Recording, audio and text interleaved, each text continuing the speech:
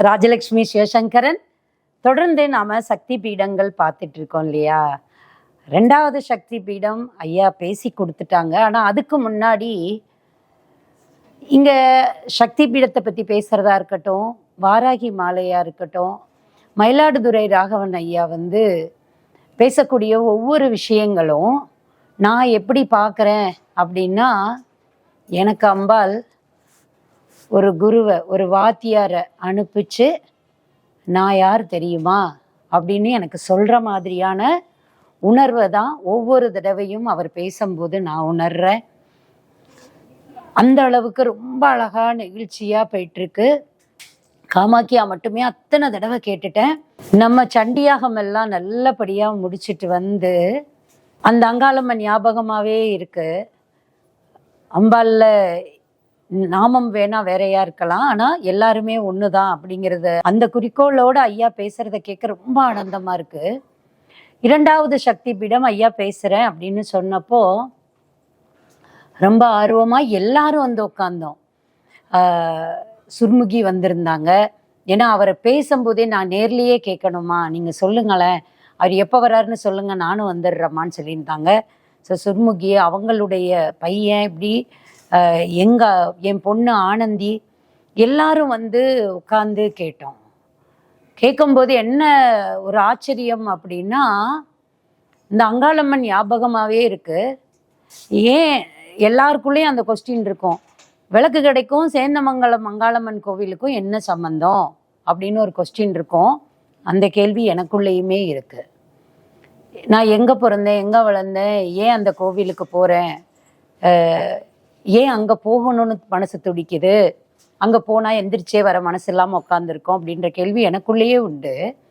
அத்தனைக்கும் இந்த சண்டியாக முடிச்சு ஒரு 3-4 நாளில் ஐயா உட்காந்து பதில் சொல்கிறாங்க 2வது சக்தி பீடம் மூலமாக. இந்த 2வது சக்தி பீடம் அப்படின்றது நான் இது உங்களுக்கு ஜஸ்ட் ஒரு முன்னுரையாக சொல்கிறேன். ஏன்னா நீங்கள் கேட்கும்போது நான் உணர்ந்ததை நீங்களும் உணரணும். ஒரு 4000 பேர் 5000 பேர் தான் பார்க்குறோம் இது. ஆனால் இந்த உலகத்தில் கோடிக்கணக்கான மக்கள் இருக்காங்க. இந்த அம்பாள் தேடலில் இருக்கிறவங்களே எவ்வளவோ பேர் இருக்காங்க. ஆனால் இதை பற்றி நான் முதல்ல வருத்தப்பட்டப்போ சொன்ன ஒரு வார்த்தை, அது எல்லாருக்கெல்லாம் போய் சேராது, யாருக்கு போகணுமோ அவங்களுக்கு தான் போகும், அவங்களால மட்டும்தான் இதெல்லாம் கேட்க முடியும்னு சொன்னார் பாருங்க. அதுக்கப்புறம் தான் அந்த தெளிவு வந்தது. இருந்தாலும் நான் உணர்ந்ததை நீங்களும் உணரணும் அப்படிங்கிறது தான். அம்பாளுடைய தலைப்பகுதி விழுந்த இடம் இன்னைக்கு நாம் நினைச்சாலும் நம்ம இந்தியராக இருக்கிறதுனால போக முடியாத ஒரு இடமா இருக்கு.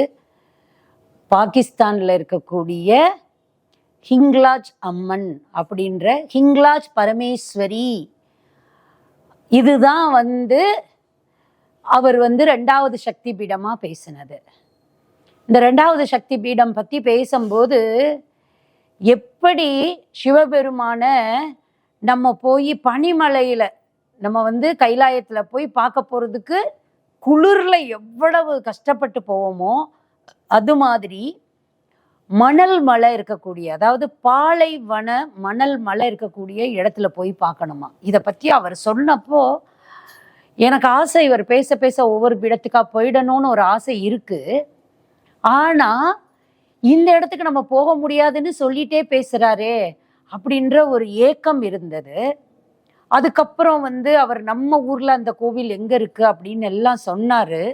ஆனால் கர்நாடகாவில் அந்த அம்பாள் நான் ஒரு பக்தனுக்காக இறங்கி இங்கே வந்தாங்க அப்படின்ற கதையெல்லாம் உங்களுக்கு அதில் வந்துடும். நீங்கள் அதெல்லாம் கேட்க போகிறீங்க. ஆனால் அந்த சண்டியாகத்திலையும் சரி, இப்பவும் சரி, நான் 2-3 பேர் இதை தொடர்ந்து என் காதில் சொல்லிக்கிட்டே இருக்காங்க.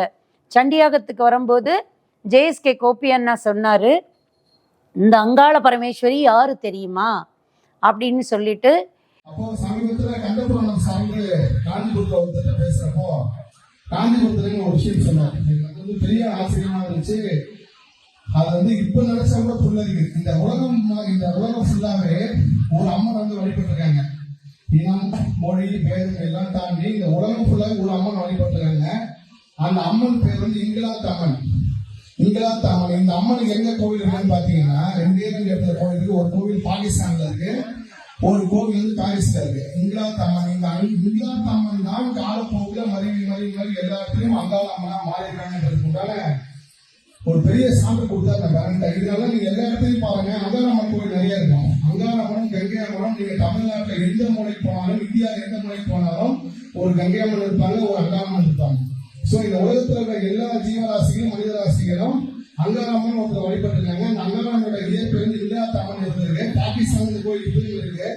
அங்கே ஒரு சில இந்திய பூஜாரிகள் மட்டும் வழிபடுறாங்க. சென்னையில ஒரு இடத்துல இருக்கு. இந்த இங்கிலாந்து அம்மன்னா காலப்போக்கு அங்காளம்மனா மாறிருக்காங்கிறது வந்து அங்காள பரமேஸ்வரி கோயிலுக்கு நான் முதல் தடவையா சொல்றது வந்து சத்தியமா உண்மையிலே பெருமைப்படுறாங்க. பாகிஸ்தான்ல இருக்கக்கூடிய ஹிங்லாஜ் பரமேஸ்வரி அம்பாள் தான் இந்த அங்காள பரமேஸ்வரி அப்படின்னு அண்ணா சொன்னப்போ, ஓ அப்ப அந்த வரலாறு தெரிஞ்சுக்கணுன்ற எண்ணம். ஆனா இங்க வந்தா அம்பாள் வந்து சொல்றா, நான் எப்பேற்பட்ட தெய்வம், எங்க இருக்கேன்.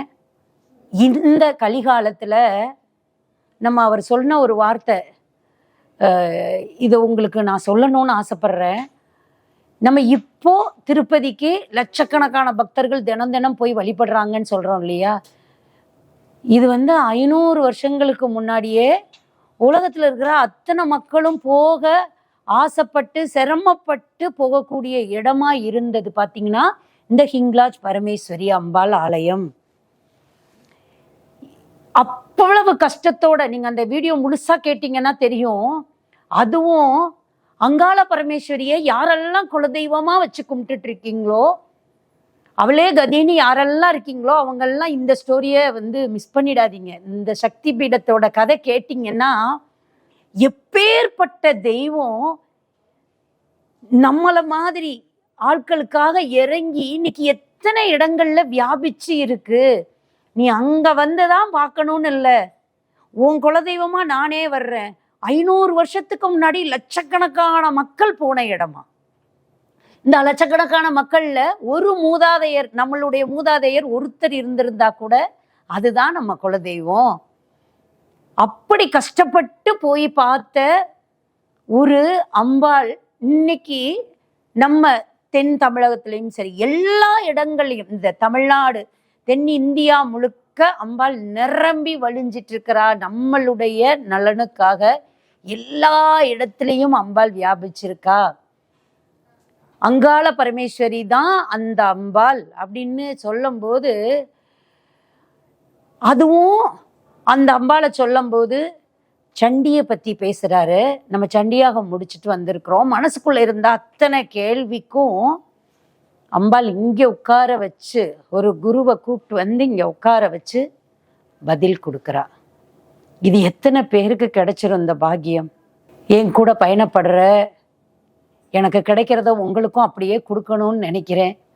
அந்த ஒரு எண்ணத்துக்காக மட்டும்தான் ஐயாட்ட வந்து திரும்ப சொல்லிட்டு இருக்கோம். உங்களுக்கு எப்பெல்லாம் டைம் இருக்கோ நீங்க வந்து பேசி கொடுங்க ஐயா அப்படின்னு கேட்டுட்டு இருக்கிறோம். அவரும் அவருக்கு அவருடைய அலுவல வேலை எல்லாமே இருந்தா கூட அத்தனையும் விட்டு இவ்வளவு தூரம் வந்து நமக்காக பேசி கொடுத்துட்டு இருக்காரு. இதை நீங்க அந்த அம்பாளை கொண்டாடுறவங்களா இருந்தா நிறைய பேருக்கு கொண்டு போங்க. இது ஒரு பெரிய புண்ணியத்தை கொடுக்கும். என்ன ஏது எப்பேற்பட்ட தெய்வம் என் தெய்வம்னு உணர்ந்து நாம கும்பிடும் போது அதோட வலிமை வந்து வேற மாதிரி இருக்கும். நமக்குள்ள இருக்கக்கூடிய அந்த நம்பிக்கை, என் தெய்வம் எப்பேற்பட்ட தெய்வம். அந்த தெய்வத்தை பார்க்க போறதுக்கு பாகிஸ்தான்ல அந்த பாலைவனத்துக்குள்ள நடந்து போகும்போது அத்தனை சோதனைகள் இருக்குமா. அங்க பைரவரை தாண்டி தான் நம்ம போகணுமா. அங்க சிவபெருமான் தான் பைரவரா உட்கார்ந்து இருக்கிறாராம். அதுலயுமே ரியலா இன்னைக்குமே ஒரு சோதனை இருக்கான். அதுல உத்தரவு வந்தா மட்டும்தான், உத்தரவு கிடைக்கிறவங்க மட்டும்தான் அந்த இடத்தை தாண்டவே முடியுமா, அல்லது திரும்பி வீட்டுக்கு வந்துடணுமா. இது மாதிரி யாத்திரை வந்து கடினமான யாத்திரை வேற எங்கேயுமே இருக்காதுன்னு சொல்ற மாதிரியான ஒரு யாத்திரை. அவ்வளோ கஷ்டப்பட்டு போய் பார்க்க வேண்டிய அம்பாள் இன்னைக்கு அங்காள பரமேஸ்வரியா நம்ம அத்தனை பேரோட மனசுலையும் பக்கத்துல இருக்கக்கூடிய கோவில்களையும் மேல்மலையனூர்லெல்லாம் பார்க்கும்போது எப்படி நார்த் இந்தியாவில் வந்து அம்பாளை தொடலான்னு சொல்லுவாங்களோ அது மாதிரி நம்ம தொட்டு வணங்கக்கூடிய பாக்கியம் கிடைக்குது இல்லை. இதெல்லாம் வேற எந்த கோவில்லையும் கிடைக்காதே. அவர் சொன்னதும் நீங்க அந்த அங்காள மனசுல வச்சுக்கிட்டே பாருங்க. அவர் பேசுறதும் உங்களுக்கு அவ்வளோ அழகா புரியும். ஏன்னா அது ஏதோ ஒரு தெய்வம், ஏதோ ஒரு சக்தி பீடம் அப்படின்னு நினைக்காம நம்ம குல தெய்வமா இருக்கக்கூடிய அம்பாள் அப்படின்ற எண்ணத்தோட இதை நீங்க பார்க்கணும். அதுக்கு முன்னாடி இதை உங்களுக்கு சொல்லிடணும் அப்படின்றக்காக தான் இந்த பதிவு வர விட்டு தான் அந்த பதிவு வரப்போது. மறக்காம பாருங்க. ஏன்னா அவர் கொடுக்கறது எல்லாம் பொக்கிஷம், அவர் கொடுக்கறது எல்லாம் புதையல். அவர் ஒரு ஒரு தங்க சுரங்கம் மாதிரி நமக்கு அள்ளி கொடுத்துக்கிட்டு இருக்காரு. அம்பாள் பத்தின தகவல்களை அவர் அள்ளி கொடுத்துட்டு இருக்காரு. அத்தனையும் கேட்டு நம்ம மனசு பண்படணும். இத்தனை விஷயங்களை இத்தனை தடவை ஒருத்தர் பேசுறதை கேளுங்கன்னு நான் இதுக்கு முன்னாடி சொல்லியிருக்கவே மாட்டேன். ஏன்னா எல்லாருக்குள்ளேயும் அந்த சக்தி இருக்குன்றத உணரணும். அதை உணரக்கூடிய தன்மை எப்படி வரும் அப்படின்னா, இப்படி சக்தி பீடங்கள், இந்த புராணங்கள், அம்பாளை பற்றின தகவல்கள், இது எல்லாம் நம்ம கேட்க கேட்க கேட்க நமக்குள்ளே இருக்கிற சக்தி மிளரும். நம்மளும் ஒரு சக்தியாகவே மாறுவோம். சக ஒவ்வொரு பெண்ணும் சக்தின்றதை உணருவோம். ஒவ்வொரு உயிரும் சக்தின்றதை உணர்வோம். ஒவ்வொருத்தரையும் போற்றி நாம் வணங்குவோம். அங்கே நிறையா பேருக்கு குல தெய்வமாக இருக்கக்கூடிய அங்காள பரமேஸ்வரியை மனசில் நினச்சிக்கிட்டு நீங்கள் இந்த 2வது சக்தி பீடத்தை கேளுங்க. உங்களுக்கும் நான் உணர்ந்த அத்தனையும் நீங்களும் உணரக்கூடிய பாக்கியம் உங்களுக்கும் கிடைக்கணும்னு அம்பாள்கிட்ட வேண்டிக்கிறேன்.